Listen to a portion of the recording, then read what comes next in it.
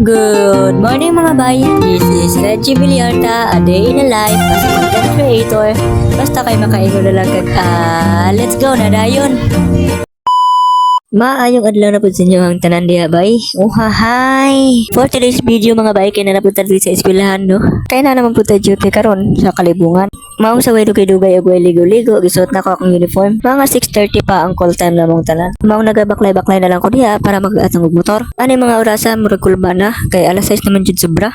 Wala raman pud noon ko nadugay og hinulat dito ba di. Medyo dugay-dugay na pud bay nga wala ko naka-upload kay kanay nga video kato pa manigpit sa uno sa kalibungan. Kasama gani sa akong gingon natong mga previous video, masunahon jud nako ang academic. Kanay nga video mga bay kay pagsayang ra ni sa inyong oras. Tigra, pero bitaw, salamat mga bay sa inyong pagsuporta. Aning orasa na nako sa Kapitol, nya pasulod nako gabaklay lang ko kay ako raman usa. Kabalo man kung wala mo ilabot sa akong kinabuhi, maong kanay nga video tan-awa kay wala ra. Maong kaning orasa mga bay kay nagsugod na sila sayaw, hasta pun ninduta sila mga costume.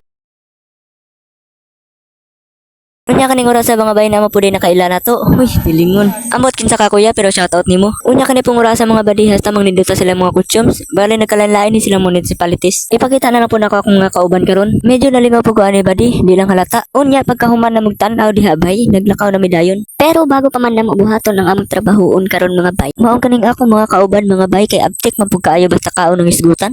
O pagkahuman naglinya lang mi diha kay para magsulat sa mga pangalan. Yes, bay, you heard it right, bay. Pagkahuman dayon na magpanguha sa mga pagkaon gi-instructionan mi ni sir. So mao to way dugay-dugay nagkaon na lang mo dayon. Maayo na lang pud gani kay libre among pagkaon karon. Bale duha ka eskwelahan ang niadto dinhi sa Amas Capitol. Ang Rover Scout sa Amas National High School ug ang Senior Scout sa Makilala. Unya bisag grabe kasakit ang init mga bay. Dili maghapon papildi ang power sa scouts. Ang bisan unsaon og bulad makaya ra man gihapon. Siyempre, dili pud kompleto ang atong pag-adto din sa Kapitol kung dili ta mananaw.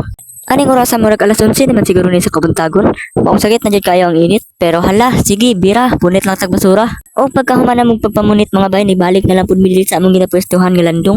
Unya kani pud akong mga kauban wala may lingaw. Maong nag-interview na lang kunuhay siya diha. Kani silang tanan mga bay kay kauban nako sa ESTC. Alam sa mga wala nakabalo ang ESTC o Emergency Service Training Course, isa sa pinaka-elite na training sa Boy Scout. Ug sa mga nakailaan tawhan na pakiklaim ani niya be. Epekto na siguro na sa kasakit sa init ba mauya na lang gisayawan. Murag kaulanon naman aning orasa maong nagpahuway na lang sa amin dinhi sa murag hagdan. Nagpahuway ra mi kadali unya nagtawag naman pud among mga kauban kay ready na daw ang merienda. Unya kani po nga akong mga kauban pelte ng alingasa kay gutom na. Unya maulang ni ang among gimerienda.